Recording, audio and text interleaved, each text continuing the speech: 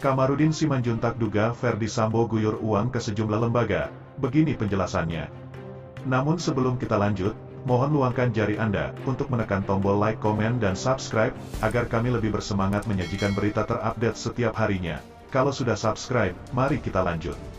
Kamarudin Simanjuntak, kuasa hukum keluarga Brigadir Yosua menyebut bahwa isu pelecehan seksual sengaja dihembuskan oleh pihak yang ingin melindungi Ferdy Sambo dan kawan-kawan. Kamarudin menilai perjuangan ke depan untuk mendapatkan keadilan masih cukup panjang. Ia menduga, Ferdy Sambo telah mengguyur dana ke sejumlah pihak. Walaupun tak menyebut nama lembaga, Kamarudin meminta pihak-pihak yang sebelumnya diduga telah menerima amplop dari pihak Ferdy Sambo diperiksa. Kan sudah ada LPSK yang mengakui disodorkan amplop dan ditolaknya. Nah, bagaimana dengan lembaga yang lain? Ini hal serius, harus diperiksa, ujar Kamarudin. Dia menjelaskan, awalnya disebut pelecehan disebut di Duren 3. Kasus itu sempat naik ke penyidikan, kemudian dihentikan karena tidak ditemukan ada peristiwa tersebut di lokasi itu.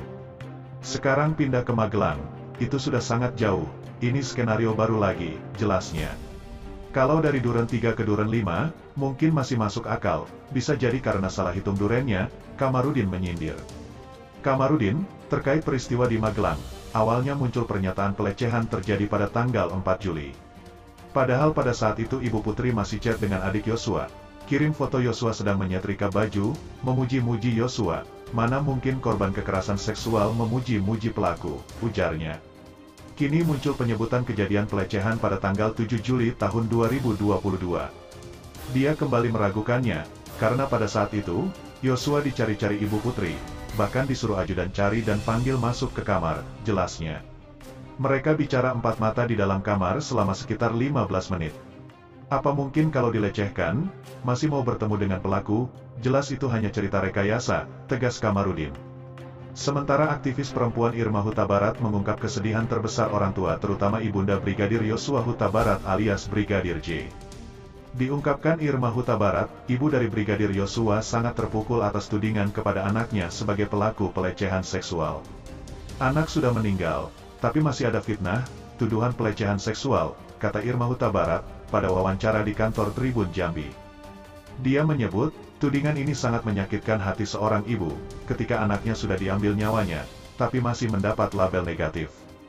Padahal kepolisian sudah menghentikan kasus dugaan pelecehan, tapi kok masih disebut-sebut oleh Komnas HAM, inilah yang hingga kini membuat orang tua Yosua masih sangat bersedih, jelasnya. Kematian Yosua saja sudah menjadi beban berat bagi orang tua, terlebih pada ibu yang melahirkannya.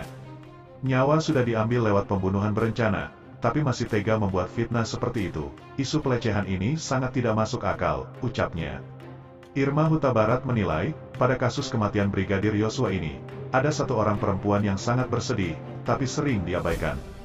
Perempuan itu adalah Rosti Simanjuntak, ibunda Brigadir Yosua Huta Barat. Ibu Rosti itu yang paling bersedih, tapi dia juga yang sering dilupakan, malah lebih banyak yang peduli dengan tersangka yang sampai sekarang ini tidak ditahan, jelas Irma Huta Barat. Dia menyebut, kematian Brigadir Yosua Huta Barat ini tidak bisa dilihat hanya peristiwa biasa. Bagi Irma, kematian Brigadir J juga harus menjadi tonggak bagi perempuan untuk terus berani bersuara. Ada tante dari Yosua, Rohani dan Rosti misalnya yang selama ini berani bersuara. Kita ingin ke depan, semakin banyak perempuan seperti itu, ungkapnya. Selama ini banyak perempuan yang menjadi korban tapi tidak berani bicara. Kita harapkan peristiwa ini mengajarkan kepada kaum perempuan juga agar terus memperjuangkan haknya, hak keluarganya, ungkapnya. Mungkin itu saja yang dapat kami sampaikan. Jika ada salah kata mohon dimaafkan, karena kesalahan datang dari saya pribadi, yang tak luput dari yang namanya salah dan dosa.